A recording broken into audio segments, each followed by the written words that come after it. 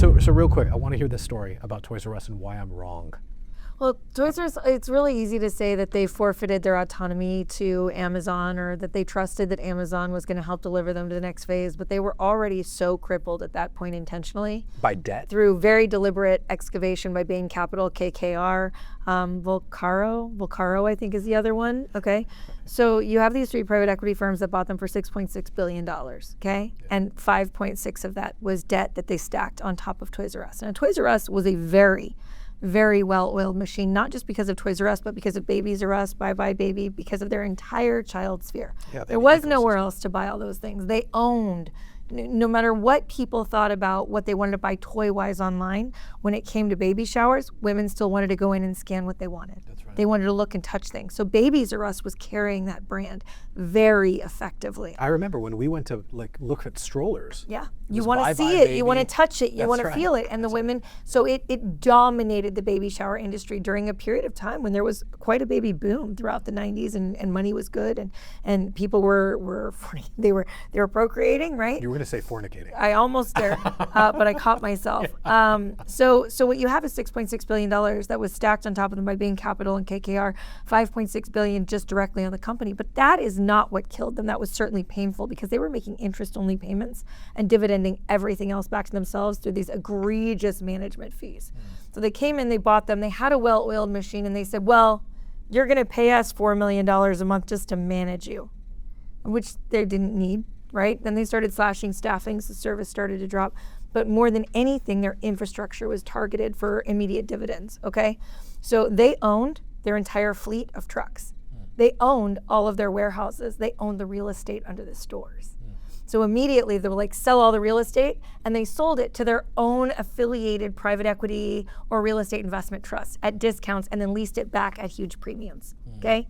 So all of a sudden they had leases they'd never had before, which is exactly what's happening in Las Vegas right now. MGM, all of them. It's a great Caesars, example. all of them, right? You're talking $8 billion a year on one brand. Right, they're paying $7 million a day in interest. And the debt service is crazy. Yeah, it's insane. Yeah. So this is exactly what's happening in Vegas right now. That is bankrupting Vegas and destroying it in the process. It's destroyed the culture. So then they sold all the real estate and they leased it back. Then they sold all the warehouses. They had their own system of warehouses throughout the whole country their trucks operated off of. They sold all those, leased them back again to an affiliated company. Right. Then they sold all the trucks.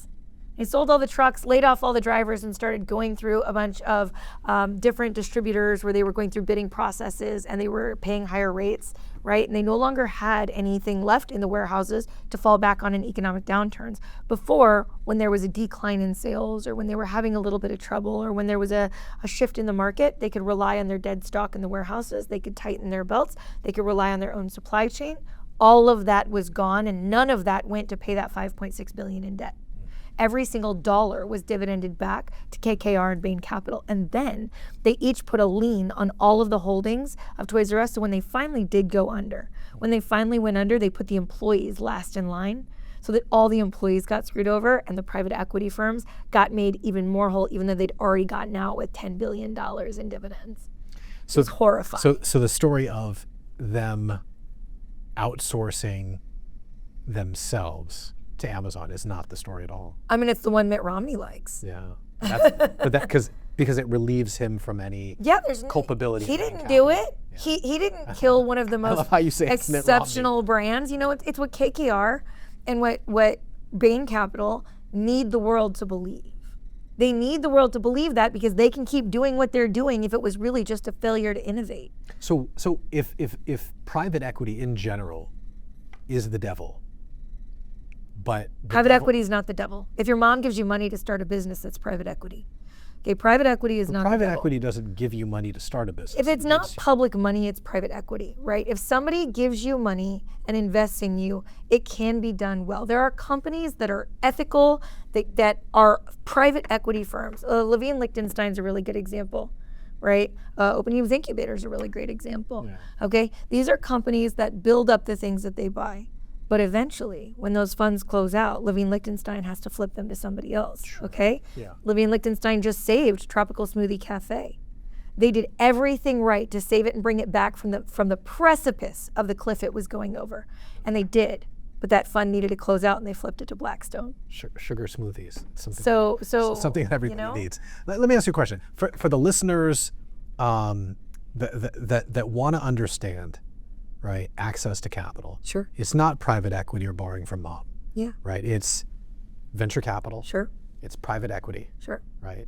Of course, There are lots of options. There's lots of options, but just for the listeners, break down the difference between VC and private equity. How about that?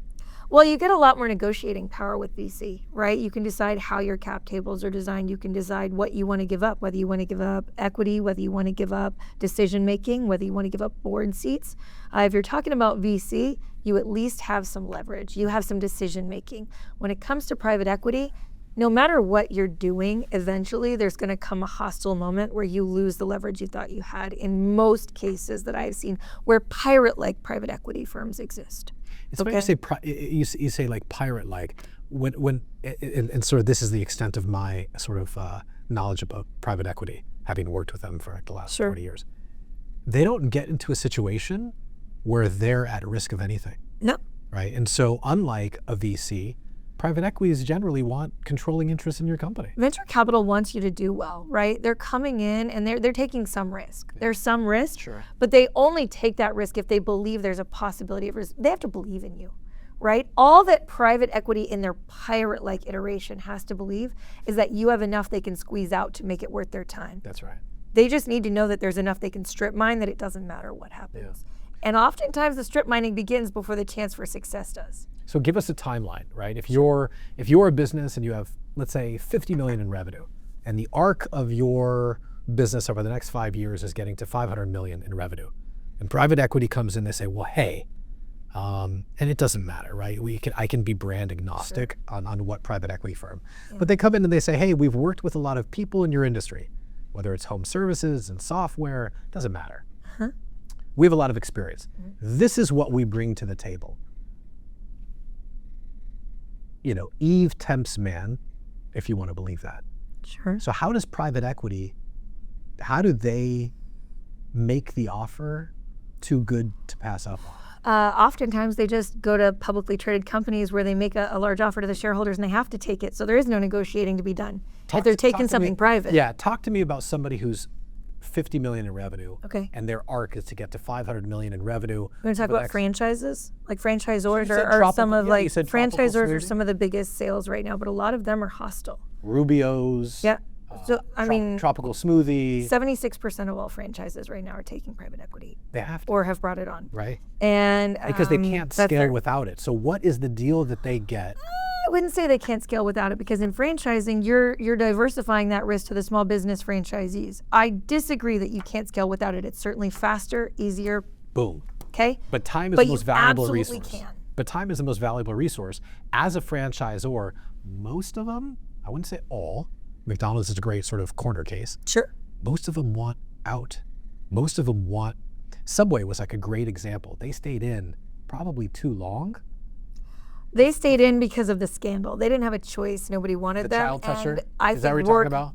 Yeah. Because if they would have sold under duress. Rourke made a terrible, I think it's one of their first really bad investments, personally. Interesting. And right now, Subway in the United States is a really good case study, because Subway is a brand that is the largest sandwich chain in the world. It's also got the highest failure rate of any franchise in the United States.